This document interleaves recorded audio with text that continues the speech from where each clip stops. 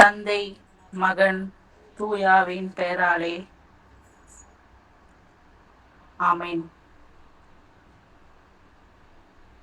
சிலுவைப்பாதை. இதோ நண்பகல் 12 மணி நேரத்தில் நாம் இளைஞர்களாக நாம் அனைவரும் ஒன்று கூடியிருக்கின்றோம். இயேசுவின் திருப்பாடுகளை தியானிக்கப் போகின்றோம். இன்று நாம் இறுதியாக 12, 13, 14 ஸ்தலங்களை தியானித்து இயேசுவோடு நம் பாவங்களையும் சேர்த்து இந்த சிலுவையில் கழுவாயாக கழுவி நாம் ஒரு அடைந்து ஒரு புது வாழ்வு அடைய இந்த சிலுவை பாதையில் இறைவனோடு நாமும் இணைந்து பயணிப்போம். இன்னுயிரகன்றது உமை வீட்டு பூமியிருளில் ஆழ்ந்தது ஒலி கேட்டு. இன்னுயிரகன்றது உமை வீட்டு. எனக்காக இறைவா, எனக்காக இடர்பட வந்தீர், எனக்காக இடர்பட வந்தீர், எனக்காக. பாடுகளின் பாதையில் 12ஆம் நிலை. இயேசு சிலுவையில் இறக்கின்றார். திவ்ய இயேசுவே, உம்மை ஆராதித்து வணங்கி உமக்கு நன்றி அறிந்து ஸ்தோத்திரம் செய்கின்றோம். அது ஏனென்றால் சிஷ்ட பாடமான சிலுவை சுமந்து உலகத்தை மீட்டு ரட்சித்தீர். பாடுகளின் 12ஆம் நிலை. கிறிஸ்து நமக்காக தம் உயிரை கொடுத்தார். இதனால் அன்பு என்னதென்று அறிந்து கொண்டோம். ஆகவே நாமும் நம் சகோதர சகோதரிகளுக்காக உயிரை கொடுக்க கடமைப்பட்டிருக்கின்றோம். 1 யோவான் 3ஆம் அதிகாரம் 16ஆம் வசனம். சிலுவையில் தொங்கும் செம்மறி பலியாகும் நேரம் வருகின்றது. அன்னை உட்பட அத்தனையும் மனிதருக்கு கொடுத்துவிட்டு உயிரை கொடுக்க காத்திருக்கின்றார். விண்ணையும் மண்ணையும் படைத்தவரின் உயிர் இறை தந்தையோடு ஒன்றாகின்றது. எல்லாம் முடிந்தது என்று சொல்லி தலை சாய்த்து இயேசு உயிர் விடுகின்றார். இளையோரே, அன்பாய், பரிவாய், பாசமாய் வளர்த்த பெற்றோரை உதாசீனப்படுத்தி முதியோர் இல்லங்களில் அனுப்பாமல் தன்னுடன் வைத்து இறுதி வரை அன்பு செய்வோம். லட்சிய பயணத்தை நிறைவு செய்வோம். தந்தையே, உம் கையில் என் ஆவியை ஒப்படைக்கின்றேன். தந்தையே, உம் கையில் என் ஆவியை ஒப்படைக்கின்றேன். ஆண்டவரே, உம்மிடம் அடைக்கலம் புகுகிறேன். நான் ஒரு நாளும் ஏமாற்றம் அடைய விடாதேயும். உம்மிடம் என்னை விடுவித்தருளும். உம் கையில் என் ஆவியை ஒப்படைக்கின்றேன்.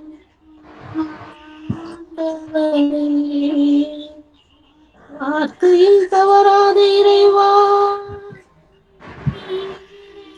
என்னை மீட்டருளும்.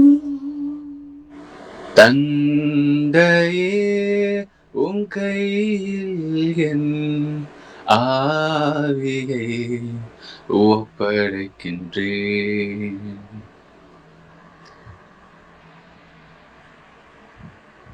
பாடுகளின் ஜெபம். அன்பு இயேசுவே, பிற நலமான வாழ்வு பெற நாங்கள் துன்பங்களை ஏற்கவும் துன்பங்கள் பிறர் மீது சுமத்தாமல் வாழவும் வரம் தாரும். ஆமேன். எங்கள் பேரில் தயவாயிரும் சுவாமி, எங்கள் பேரில் தயவாயிரும். எங்கள் பேரில் தயவாயிரும் சுவாமி, எங்கள் பேரில் தயவாயிரும். மரித்த விசுவாசிகளின் ஆன்மாக்கள் இறைவனுடைய இரக்கத்தினால் நித்திய சமாதானத்தில் இடைப்பாற கடவன. ஆமேன். ஆமேன். துயருற்று துடித்தாள் உளம் நொந்து அன்னை உயிரற்ற உடலினை மடி சுமந்து துயருற்று துடித்தாள் உளம் நொந்து எனக்காக இறைவா எனக்காக இடர்பட வந்தீர் எனக்காக இடர்பட வந்தீர் எனக்காக. பாடுகளின் பாதையில் 13ஆம் நிலை. இயேசுவின் உடல் தன் தாய்மடியில் கிடத்துகிறார்கள். திவ்ய இயேசுவே, உம்மை ஆராதித்து வணங்கி உமக்கு நன்றியறிந்த ஸ்தோத்திரம் செய்கின்றோம். அது ஏனென்றால் அதே அச்சிஷ்ட பாரமான சிலுவை சுமந்து உலகத்தை மீட்டு ரட்சித்தீர். இழக்கும் போது மன உறுதி கொள். என் உயிரை என்னிடம் இருந்து யாரும் பறித்துக் கொள்வதில்லை, நானாகவே அதை கொடுக்கிறேன். உயிரை கொடுக்கவும் எனக்கு அதிகாரம் உண்டு, அதை மீண்டும் பெற்றுக்கொள்ளவும் அதிகாரம் உண்டு. என் தந்தையின் கட்டளைப்படியே நான் இப்படி செய்கிறேன். யோவான் நற்செய்தி 10ஆம் அதிகாரம் 18ஆம் வசனம். 33 ஆண்டுகளுக்கு முன்னால் உள்ள ஒரு குளிர்ந்த இரவில் விரிந்த மொட்டு வாடி வதங்கி உதிர்ந்து கிடப்பதை பார்த்து அன்னை மரியாள் கதறுகிறாள். மடை திறந்த வெள்ளம் போல பெருக்கெடுத்து வரும் தாயின் கண்ணீர் மகனின் உடலை நனைக்கின்றது. அந்த அன்னையின் கண்ணீர் நம் மனதை கழுவட்டும், அழுக்குகளை அகற்றட்டும். மனிதன் தன் வாழ்வில் பலவிதமான இழப்புகளை சந்தித்து கொண்டே இருக்கின்றான். இழப்புகளை தாங்க முடியாமல் வருந்தும் உள்ளம் எத்தனை! உயிருக்கு உயிராய் பழகிய நண்பர்களின் இறப்பு, இளம் வயதிலேயே வாழ்க்கை துணையை இழந்து துன்பப்படுகிறவர்கள் ஏராளம். இழப்புகள் வரும்போது தளராமல் இயேபுவை போல் மன உறுதியுடன் வாழ முயற்சிப்போம். பன்னிரு வயதில் ஆலயத்தில் அன்று அறிஞர்கள் புகழ்ந்தவரை கரங்களை விரித்தே கல்வனை போல் கழுமரத்தினில் கண்டதினா வியாகுல மாமரியே தியாகத்தின் மாதாவே சிலுவை அடியினிலே சிந்தை நொந்தழுதாயோ.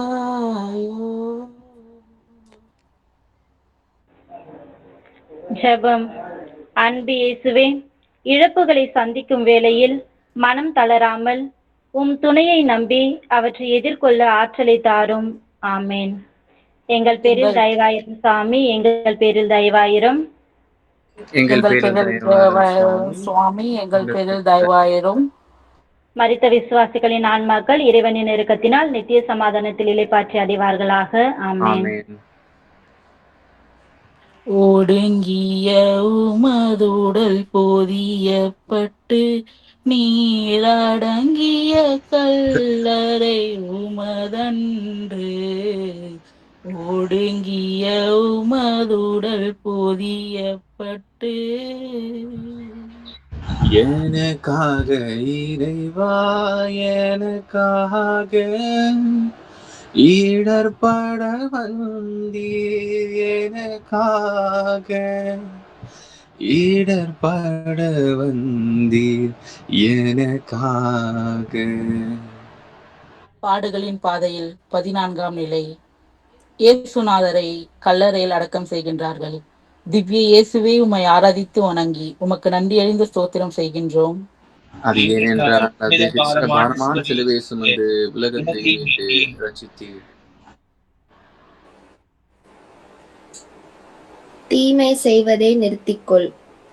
கோதுமை மணி மண்ணில் விழுந்து மடியாவிட்டால் அது அப்படியே இருக்கும். அது மடிந்தால்தான் மிகுந்த விளைச்சல் அளிக்கும் என உறுதியாக உங்களுக்கு சொல்கிறேன். யோவான் நற்செய்தி 12ஆம் அதிகாரம் 24ஆம் வசனம். பறவைகளுக்கு கூடுண்டு, நரிகளுக்கு வலையுண்டு, மானிட மகனுக்கோ கல்லறையில் கூட இடமில்லை, பிறக்கும் பொழுது சத்திரத்தில் கூட இடமில்லை. அரிமத்தியா ஊரை சேர்ந்த யோசேப்பு இயேசுவின் உடலை பெற்று யூத ஆடை சடங்கு முறைப்படி உடலை அடக்கம் செய்கிறார். நான் என்னும் அகந்தை, சுயநலம், போதை பழக்கத்திற்கு அடிமை, ஊடகங்களின் தாக்கம் போன்றவற்றால் பாதிக்கப்பட்டு சமூக விரோத செயல்படுகின்ற இத்தீமைகள் அனைத்தையும் கல்லறைக்குள் புதைப்போம்.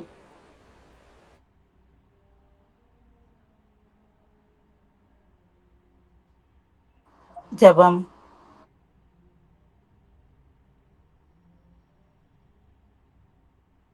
எங்கள் பேரில் தயவாயிரும் சுவாமி, எங்கள் பேரில் தயவாயிரும். எங்கள் பேரில் தயவாயிரும் சுவாமி, எங்கள் பேரில் தயவாயிரும்.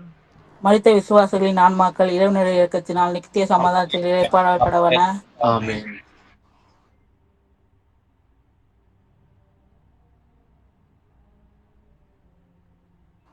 யோவான் எழுதிய தூய நற்செய்தியிலிருந்து வாசகம்.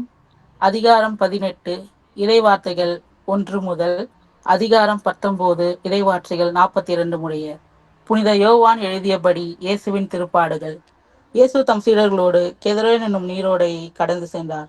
அங்கு ஒரு தோட்டம் இருந்தது. தாம் சீடர்களோடு இயேசு அதில் நுழைந்தார். அவரை காட்டிக் கொடுத்த யூதாசுக்கு அந்த இடம் தெரியும். ஏனெனில் இயேசுவும் அவருடைய சீடர்களும் அடிக்கடி அங்கு கூடுவர். படைப்பனைவரும் தலைமை குருக்களும் பரிசேயரையும் அனுப்பி காவலர்களையும் கூட்டிக் கொண்டு யூதாஸ் விளக்கோடும் பந்தங்களோடும் படைக்கலங்களோடும் அங்கு வந்தான்.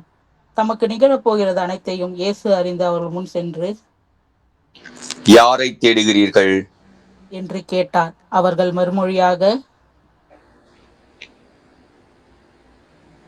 நாசரேத்து இயேசுவை தேடுகின்றோம் என்றார்கள். இயேசு, நான் தான் என்றார். அவரை காட்டிக் கொடுத்த யூதாசும் அவர்களோடு நின்று கொண்டிருந்தான். நான் தான் என்று இயேசு அவர்களிடம் சொன்னதும் அவர்கள் பின்வாங்கி தரையில் விழுந்தார்கள். யாரை தேடுகிறீர்கள் என்று இயேசு மீண்டும் அவர்களை கேட்டார். அவர்கள், நாசரேத்து இயேசுவை இயேசுவை தேடுகிறோம் என்றார்கள். இயேசு அவர்களை பார்த்து, நான் தான் என்று உங்களிடம் சொன்னேனே, நீங்கள் என்னை தேடுகிறீர்கள் என்றால் இவர்களை போக விடுங்கள் என்றார்.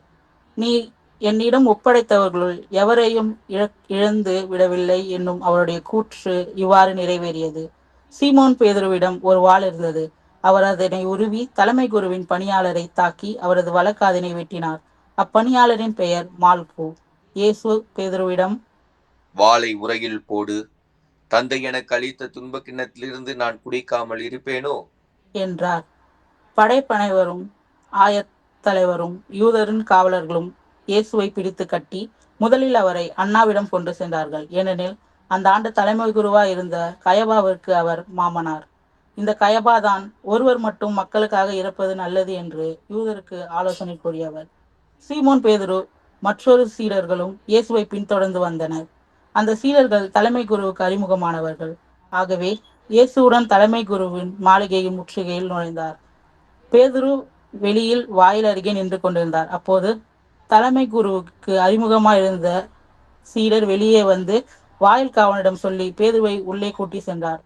வாயில் காவல் செய்து கொண்டிருந்த அப்பணிப்பெண் பேதுருவிடம், நீயும் இம்மனிதனுடைய சீடருள் ஒருவன்தானே என்று கேட்டார். பேதுரு, இல்லை என்றார். அப்பொழுது குளிராக இருந்ததால் பணியாளர்களும் காவலர்களும் கரினால் தீமூட்டி அங்கு நின்று குளிர் காய்ந்து கொண்டிருந்தனர்.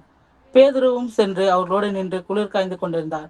தலைமை குரு இயேசுவின் சீடர்களை பற்றி அவருடைய போதனைகளை பற்றியும் அவர்களிடம் கேட்டார். இயேசு அவரை பார்த்து, நான் உலகறிய வெளிப்படையாய் பேசினேன். யூதர் அனைவரும் கூடி வரும் தொழுகை கூடங்களிலும் கோவிலிலும் தான் எப்போதும் கற்பித்து வந்தேன். நான் மறைவாக எதையும் பேசியதில்லை. ஏன் என்னிடம் கேட்கிறேன்? நான் பேசியதை கேட்டுக்கொண்டிருந்தவர்களிடம் கேட்டு பாரும். நான் என்ன சொன்னேன் என அவர்களுக்கு தெரியுமே என்றார். அவர் இப்படி சொன்னதால் அங்கு நின்று கொண்டிருந்த காவலரில் ஒருவர், தலைமை குருவுக்கு இப்படியா பதில் கூறுவாய் என்று சொல்லி இயேசுவின் கன்னத்தில் அறைந்தார். இயேசு அவரிடம், நான் தவறாக பேசியிருந்தால் தவறு என்னவென காட்டும். சரியாக பேசியிருந்தால் ஏன் என்னை அடிக்கிறீர் என்று கேட்டார். அதன் பின் அவரை கட்டப்பட்ட நிலையில் தலைமை குரு காயபாவிடம் அனுப்பினார். சீமோன் பேதுரு அங்கு நின்று குளிர் காய்ந்து கொண்டிருந்தார். அப்பொழுது அங்கிருந்தவர் அவரிடம், நீயும் அவருடைய சீடர்கள் ஒருவர்தானே என்று கேட்டனர். அவர், இல்லை என்று மறுதளித்தார். தலைமை குருவின் பணியாளருள் ஒருவர், நான் உன்னை தோட்டத்தில் அவரோடு பார்க்கவில்லையா என்று கேட்டார். பேதுருவால் காதால் வெட்டப்பட்டவர் இவர் உறவினர். பேதுரு மீண்டும் மறுதளித்தார். உடனே சேவல் கூவிற்று. அதன்பின் அவர்கள் காயபாவிடமிருந்தும் ஆளுநர் மாளிகைக்கு இயேசுவை கொண்டு சென்றார்கள். அப்பொழுது விடியற் காலம். பாஸ்தா உணவு உண்ணும் முன் தீட்டுப்படாமல் இருக்க ஆளுநர் மாளிகையில் அனைவரும் நுழையவில்லை. எனவே பிலாத்து வெளியே வந்து அவர்களிடம்,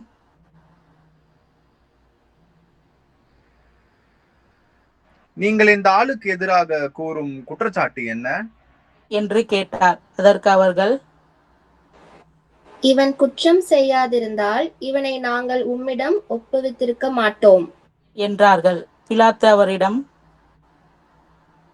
நீங்கள் இவனை கொண்டு போய் உங்கள் சட்டப்படி இவனுக்கு தீர்ப்பு வழங்குங்கள் என்றார். யூதர்கள் அவரிடம், சட்டப்படி நாங்கள் யாருக்கும் மரண தண்டனை விதிக்க முடியாது என்றார்கள். இவ்வாறு தாம் எப்படிப்பட்ட சாவுக்கு உட்பட போகின்றோம் என்பதை குறிப்பிட்டு இயேசு கூறியிருந்தது நிறைவேற செய்தார்கள். பிலாத்து மீண்டும் ஆளுநர் மாளிகைக்குள் சென்று இயேசுவை கூப்பிட்டு அவரிடம், நீ யூதரின் அரசனா என்று கேட்டார். இயேசு மறுமொழியாக, நீராக இதை கேட்கிறீரா, அல்லது மற்றவர்கள் என்னை பற்றி உம்மிடம் சொன்னதை வைத்து கேட்கிறீரா என்று கேட்டார். அதற்கு பிலாத்து, நான் ஒரு யூதனா என்ன? உன் இனத்தாரும் தலைமை குருக்களும் தானே உன்னை என்னிடம் ஒப்புவித்தார்கள். நீ என்ன செய்தாய் என்று கேட்டான். இயேசு மறுமொழியாக, எனது ஆட்சி இவ்வுலக ஆட்சி போன்றது அல்ல. அது இவ்வுலக ஆட்சி போன்றதாக இருந்திருந்தால் நான் யூதர்களிடம் காட்டி கொடுக்காதவாறு என் காவலர்கள் போராடி இருப்பார்கள். ஆனால் என் ஆட்சி இவ்வுலக ஆட்சி போன்றது அல்ல என்றார். பிலாத்து அவரிடம், அப்படியானால் நீ அரசன்தானோ என்று கேட்டார். அதற்கு இயேசு, அரசன் என்று நீர் சொல்கிறீர். உண்மை எடுத்துரைப்பதே என் பணி. இதற்காகவே நான் பிறந்தேன், இதற்காகவே உலகிற்கு வந்தேன். உண்மையை சார்ந்தவர் அனைவரும் என் குரலுக்கு செவிசாய்க்கின்றனர் என்றார். பிலாத்து அவரிடம், உண்மையா? அது என்ன என்று கேட்டார். இப்படி கேட்ட பின் பிலாத்து மீண்டும் யூதரிடம் சென்று, இவனிடம் நான் குற்றம் ஒன்றும் காணவில்லையே என்றான். மேலும், பாஸ்கா விழாவின் போது உங்கள் விருப்பப்படி ஒரு கைதியை விடுதலை செய்ய வழக்கம் உண்டே. யூதரின் அரசனாகி இவனை நான் விடுதலை செய்யட்டுமா? உங்கள் விருப்பம் என்ன என்று கேட்டான். அதற்கு அவர்கள், இவன் வேண்டாம், பரபாவையே விடுதலை செய்யும் என்று மீண்டும் கத்தினார்கள். அந்த பரபா ஒரு கள்வன். பின்னர் பிலாத்து இயேசுவை சாட்டையால் அடிக்க செய்தான். வீரர்கள் ஒரு முள்முடி பின்னி அவர் தலைமையில் வைத்து செந்நுரை மேலுடை அவருக்கு அணிவித்தனர். அவரிடம் வந்து, யூதரின் அரசே வாழ்க என்று சொல்லி அவருடைய கன்னத்தில் அறைந்தார்கள். பிலாத்து மீண்டும் வெளியே வந்து அவர்களிடம், அவனை நான் உங்கள் முன் வெளியே கூட்டி வருகின்றேன், பாருங்கள். அவனிடம் நான் குற்றம் ஒன்றும் காணவில்லை என்பதை நீங்கள் அறிந்து கொள்ளுங்கள் என்றான். இயேசு முள்முடியும் செந்நிற மேலுடையும் அணிந்தவராய் வெளியே வந்தார். பிலாத்து அவர்களிடம், இதோ மனிதன் என்றார். அவரை கண்டதும் தலைமை குருக்களும் காவலர்களும், சிலுவையில் அறையும், சிலுவையில் அறையும் என்று கத்தினர். பிலாத்து அவர்களிடம், நீங்கள் இவனை கொண்டு போய் சிலுவையில் அறையுங்கள். இவரிடம் குற்றம் இருப்பதாக எனக்கு தெரியவில்லை என்றான். யூதர்கள் அவரை பார்த்து,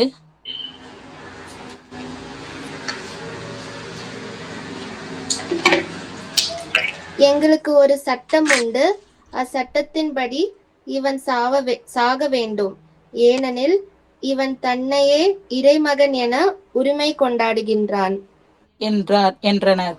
பிலாத்து அதனை கேட்டதும், நீ இன்னும் எங்கிருந்து மிகுதியா வந்தவன் என்று கேட்டான். ஆனால் இயேசு அவனுக்கு பதில் கூறவில்லை. அப்போது பிலாத்து, என்னோடு பேச மாட்டாயா? உன்னை விடுதலை செய்யவும் எனக்கு அதிகாரம் உண்டு, உன்னை சிலுவையில் அறையவும் எனக்கு அதிகாரம் உண்டு என்பது உனக்கு தெரியாதா என்றான். இயேசு மறுமொழியாக, மேலிருந்து அருளாவிடில் உமக்கு என் மேல் எந்த அதிகாரமும் இராது. ஆகவே என்னை உம்மிடம் ஒப்புவித்தவன் தான் பெரும் பாவம் செய்தவன் என்றார்.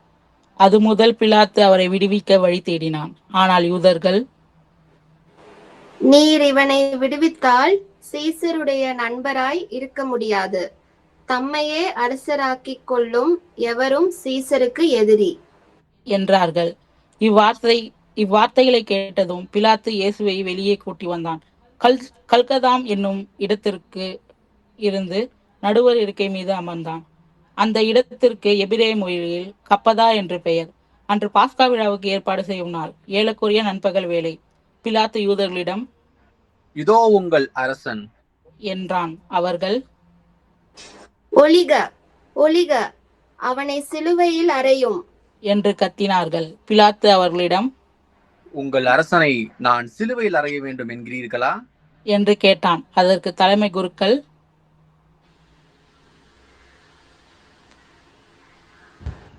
எங்களுக்கு சீசரை தவிர வேறு அரசர் இல்லை என்றார்கள். அப்போது பிலாத்து அவரை சிலுவையில் அறையுமாறு அவர்களிடம் ஒப்படைத்தான். அவர்கள் இயேசுவை தம் பொறுப்பில் ஏற்றுக்கொண்டார்கள். இயேசு சிலுவையை தாமே சுமந்து கொண்டு மண்டை ஓடும் என்னும் இடத்திற்கு சென்றார். அதற்கு எபிரேய மொழியில் கொல்கதா என்பது பெயர். அங்கு அவர்கள் இயேசுவையும் அவரோடு வேறு இருவரையும் சிலுவையில் அறைந்தார்கள்.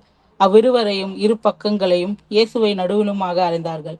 பிலாத்து குற்ற அறிக்கை ஒன்றை எழுதி அதனை சிலுவை மீது வைத்தான். அதில் நாசரேத்து இயேசு யூதர்களின் அரசன் என்று எழுதியிருந்தது. இயேசு சிலுவையில் அறையப்பட்ட இடம் நகரத்துக்கு அருகாமையில் இருந்ததால் யூதர்கள் பலர் அந்த குற்ற அறிக்கையை வாசித்தனர். அது எபிரேயம், லத்தீன், கிரேக்கம் ஆகிய மொழிகளில் எழுதப்பட்டிருந்தது. யூதரின் தலைமை குருக்கள் பிலாத்திடம், யூதரின் அரசன் என்று எழுத வேண்டாம், மாறாக யூதரின் அரசன் நான் என்று அவனே சொல்லிக் கொண்டதாக எழுதும் என்று கேட்டுக்கொண்டார்கள். பிலாத்து அவர்களை பார்த்து, நான் எழுதியது என்றான். இயேசு சிலுவையை அறைந்த பின் படைவீரர் அவருடைய மேலுடைகளை 4 பாகமாக பிரித்து ஆளுக்கு ஒரு பாகம் எடுத்துக்கொண்டார்கள். அங்கியையும் அவர்கள் எடுத்துக்கொண்டார்கள். அந்த அங்கி மேலிருந்து கீழ் வரை தையல் இல்லாமல் நெய்யப்பட்டிருந்ததால், எனவே அவர்கள் ஒருவரை நோக்கி, அதை கிழிக்க வேண்டாம், அது யாருக்கு கிடைக்கும் என்று பார்க்க சீட்டு குலுக்கி போடுவோம் என்றார்கள். என் ஆடைகளை தங்களுக்குள் பகிர்ந்து என் உடை மீது சீட்டு போட்டார்கள் என்னும் மறைநூலின் வாக்கு இவ்வாறு நிறைவேறியது. சிலுவையின் அருகில் இயேசுவின் தாயும் தாயின் சகோதரரும் குலோத்பாவின் மனைவியுமான மரியாவும் மகதேன் மரியாவும் நின்று கொண்டிருந்தார்கள். இயேசு தம் தாயின் அருகே நின்ற தம் அன்பு சீடரை கண்டு தம் தாயிடம், அம்மா, இவரே உன் மகன் என்றார். பின்னர் தம் சீடரிடம், இவரே உம் தாய் என்றார். அந்நேரம் முதல் அச்சீடர் தம் வீட்டில் ஏற்று ஆதரவு அளித்து வந்தார். அதன் பின் அனைத்தும் நிறைவேறிவிட்டது என்பதை அறிந்த இயேசு, தாகமாயிருக்கிறது என்றார். மறைநூறில் எழுதியுள்ளது நிறைவேறவே இவ்வாறு சொன்னார். அங்கு ஒரு பாத்திரம் நிறைய புளித்த திராட்சை ரசம் இருந்தது. அதில் கடல் பஞ்சு நன்று தோய்த்து ஈசோப்பு தண்டில் பொருத்தி அதனை அவர்கள் அவரது வாயில் வைத்தனர். அந்த ரசத்தை குடித்ததும் இயேசு, எல்லாம் நிறைவேறிற்று என்று கூறி தலை சாய்த்து ஆவியை ஒப்படைத்தார். அனைவரும் முழங்காலிட்டு அமைதியாக மன்றாடுவோம்.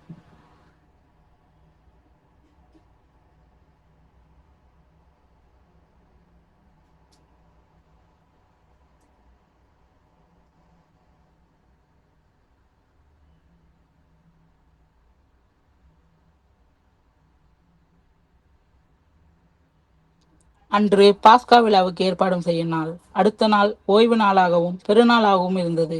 எனவே அன்று சிலுவையில் உடல்கள் தொங்கலாகா என்பதற்காக கால்களை முறித்தும் சடலங்களை எடுத்து விடுமாறு யூதர்கள் பிலாத்திடம் கேட்டுக்கொண்டார்கள். ஆகவே படைவீரர்கள் வந்து இயேசுவோடு சிலுவையில் அறையப்பட்டிருந்த ஒருவருடைய கால்களை முதலில் முறித்தார்கள். பின்னர் மற்றவருடைய கால்களையும் முறித்தார்கள். பின்பு அவர்கள் இயேசுவிடம் வந்தார்கள். அவர் ஏற்கனவே இருந்து போயிருந்ததைக் கண்டு அவருடைய கால்களை முறிக்கவில்லை. ஆனால் படைவரில் ஒருவர் விழாவில் ஈட்டியால் குத்தினார். உடனே இரத்தமும் தண்ணீரும் வழிந்தன. அதனை நேரில் கண்டவரே அதற்கு சாட்சி. அவரது சான்று உண்மையானது. அவர் உண்மையை கூறுகிறார் என்பதை அவருக்கே தெரியும்.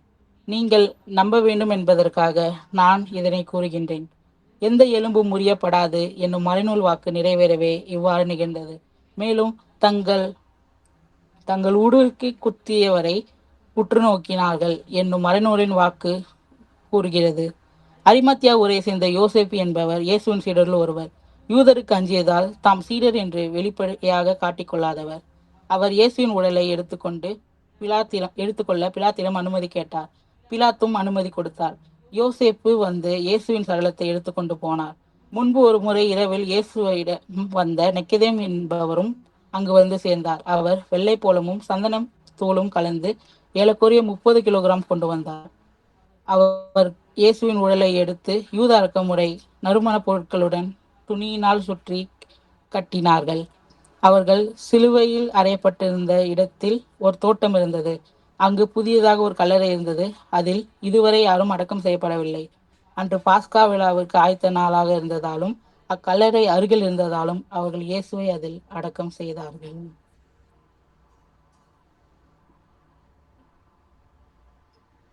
இது வாழ்வு தரும் கிறிஸ்துவின் நற்செய்தி. கிறிஸ்துவே உமக்கு புகழ்.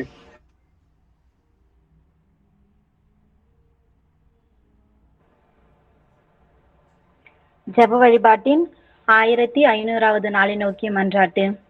அன்பின் ஊற்றே எம் தந்தையாம் இறைவா, இளைஞர்களாகிய எங்களின் இந்த இளமை பருவம் எங்களை படைத்தவராகிய உமக்கே சொந்தம் என்பதை உணர்ந்து உம்மை ஆராதிக்கவும் மகிமைப்படுத்தவும் இளைஞர்கள் இணைந்து துவங்கிய இந்த ஜெப வழிபாடு 1500வது நாளை நோக்கி சென்று கொண்டிருக்கும் இந்நாட்களில் அருளின் உறைவிடமான உம் திருமகன் இயேசு கிறிஸ்து காட்டிய வழிவில் வாழ்ந்து உம் மகனின் அன்பு சீடர்களாகும் வரமருள வேண்டுகிறோம்.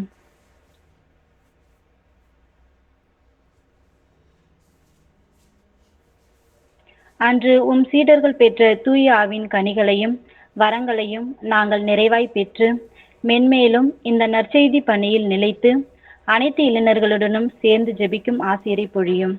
புனித கன்னி தாயின் பரிந்துரை வழியாய் எங்கள் மன்றாட்டுக்கள் அனைத்திற்கும் செவிசாய்ப்பீராக. கடவுள்